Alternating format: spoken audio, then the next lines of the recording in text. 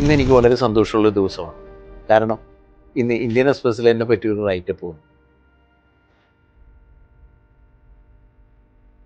എൻ്റെ ജീവിതം തുടങ്ങി വെച്ചത് കൂലിപ്പണിയിൽ നിന്നാണ്. ഒരു മെയ്സൻ്റെ മോനാണ് ഞാൻ. മെയ്സൺ പണിയാണ് എൻ്റെ ആദ്യകാല ജീവിതത്തിൽ ഞാൻ തുടങ്ങി വെച്ചത്. ഞാൻ കണ്ട സ്വപ്നങ്ങളിലെല്ലാം എൻ്റെ സ്വപ്നത്തോടൊപ്പം യാത്രയായത് എൻ്റെ കയ്യിലുള്ള പെൻസിലാണ്. ഇതിനെയാണ് ഞാൻ മുറുക്കി പിടിച്ചത്. ഇതിലൂടെയാണ് ഞാനിതെല്ലാം മെല്ലെ മെല്ലെ നേടിയത്. ഞാൻ നിങ്ങളോടിത് പറയുന്നത്, നമുക്ക് എന്ത് അറിവ് കുറവുണ്ടെങ്കിൽ, എന്ത് വിദ്യാഭ്യാസ കുറവുണ്ടെങ്കിൽ നമ്മൾ മനസ്സ് നിറയെ സ്വപ്നങ്ങൾ കാണുക. നമുക്ക് വേണ്ട കാര്യങ്ങളെ മാത്രം ചിന്തിക്കുക, അതിനുവേണ്ടി ശ്രമിക്കുക. നിങ്ങൾ മനസ്സിലാക്കണം, ഞാൻ നിൽക്കുന്ന പ്രൊഫഷൻ ആർക്കിടെക്ചറിലും ഇൻറ്റീരിയർ ഡിസൈനിങ്ങിലും എഞ്ചിനീയറിങ്ങിലുമാണ്. ഈ പ്രൊഫഷൻ ഒരു സാധാരണക്കാരന് ഒരിക്കലും കടന്നു വരാൻ പറ്റില്ല. കാര്യം എല്ലാ വലിയ ആൾക്കാരും വിദ്യാഭ്യാസമുള്ള ആൾക്കാരുടെ ഇടയിലാണ് ഈ PR ജൂഡ്സൺ ഒരു കുഞ്ഞു പെൻസിലും എടുത്ത് അവരുടെ പുറകെ സഞ്ചരിച്ചത്.